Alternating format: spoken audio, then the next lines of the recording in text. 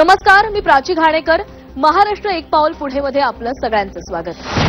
नाशिक आंतरराष्ट्रीय विमानतळ अर्थात ओझर विमानतळाच्या नवीन एकात्मिक टर्मिनल इमारत बांधकाम आणि विस्तारीकरणाचं भूमिपूजन राज्याचे मुख्यमंत्री देवेंद्र फडणवीस यांच्या हस्ते पार पडलं. नाशिक हे पर्यटन, औद्योगिक आणि आध्यात्मिक अशा सर्व दृष्टीनं महत्वाचं ठिकाण आहे. त्यामुळे अशा सगळ्या गोष्टींना साजेसं विमानतळ नाशिकमध्ये असणं गरजेचं होतं, असं मुख्यमंत्री फडणवीस यांनी म्हटलेलं आहे.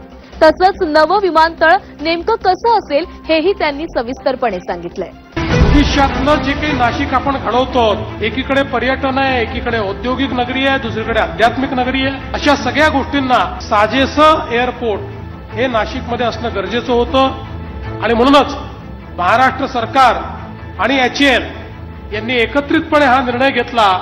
कारण एअरपोर्ट HAL कडे याचं विस्तारीकरण आपण करू. ऑटोमोबाईलच्या क्षेत्रामध्ये आता देशातलं प्रमुख शहर म्हणून आपल्याला नाशिककडे पाहता येणार आहे. अशा पद्धतीची सगळी इकोसिस्टीम येत्या काळात नाशिकमध्ये उभी राहतेय आणि त्यामधून मोठ्या प्रमाणात रोजगाराची निर्मिती देखील होतीये, असं मुख्यमंत्री देवेंद्र फडणवीस यांनी सांगितलेलं आहे. आपलं नाशिक हे औद्योगिक गुंतवणुकीचं हॉटस्पॉट झालेलं आहे. दावोसच्या 5ही जिल्ह्यांमध्ये गुंतवणूक आणली गेली आहे. जवळपास 55,000 कोटी रुपयांची गुंतवणूक, ज्यामधून 75,000 लोकांना रोजगार मिळेल आणि विशेषतः नाशिककरता 13,000 कोटी रुपयांची गुंतवणूक ही आपल्या दावोसच्या माध्यमातून या ठिकाणी आपल्याला प्राप्त झालेली आहे, असंही मुख्यमंत्र्यांनी सांगितलंय. ऑटोमोबाईलच्या क्षेत्रामध्ये आता देशातलं प्रमुख शहर म्हणून आपल्याला नाशिककडे पाहता येणार आहे. अशा पद्धतीची सगळी इकोसिस्टीम ही नाशिकमध्ये येत्या काळामध्ये उभी राहते आहे आणि त्यातनं मोठ्या प्रमाणात रोजगाराची निर्मिती देखील होते आहे. आपलं नाशिक हे औद्योगिक गुंतवणुकीचा हॉटस्पॉट झालेला आहे आणि मोठ्या प्रमाणात गुंतवणूक या ठिकाणी येते. आपल्याला माहिती आहे की मागच्या काळामध्ये आपण जवळपास 50,000 कोटी रुपयाची गुंतवणूक ही नाशिकमध्ये आणली आणि आताही दावोसमध्ये ज्यावेळेस मी गेलो होतो, यावेळी दावोसमध्ये आमच्या उत्तर महाराष्ट्राच्या 5ही जिल्ह्यांमध्ये आपण गुंतवणूक जवळपास 55,000 कोटी रुपयाची गुंतवणूक, त्यातनं 75,000 लोकांना रोजगार मिळेल आणि स्पेसिफिक नाशिक करता 13,000 कोटी रुपयाची गुंतवणूक ही आपल्या या दावोसच्या माध्यमातून या ठिकाणी आपल्याला प्राप्त झालेली आहे. पर्यटन क्षेत्रातही महाराष्ट्र एक पाऊल पुढे असल्याचं पाहायला मिळालंय. गेल्या 3 वर्षांमध्ये राज्यात येणाऱ्या परदेशी पर्यटकांच्या संख्येमध्ये दुपटीहून अधिक वाढ झालेली आहे.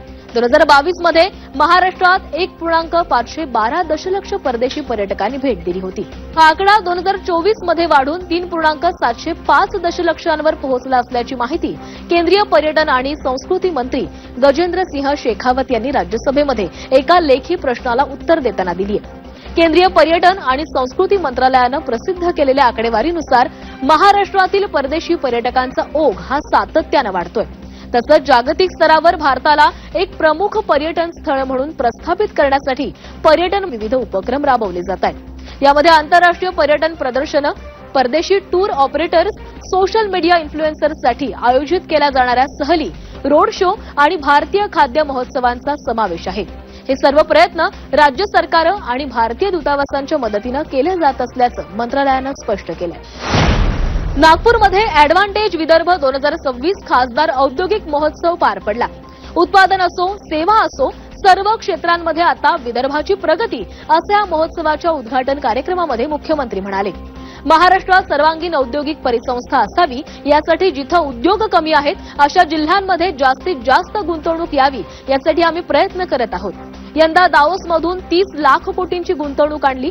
विदर्भासाठी जवळपास 4.25 कोटी रुपयांची गुंतवणूक आणली. त्यामध्ये महाराष्ट्राचे असे जिल्हे जिथे जिथे उद्योग नाही आहेत अशा जिल्ह्यांमध्येही आम्ही गुंतवणूक आणलेली आहे, असं मुख्यमंत्र्यांनी सांगितलंय.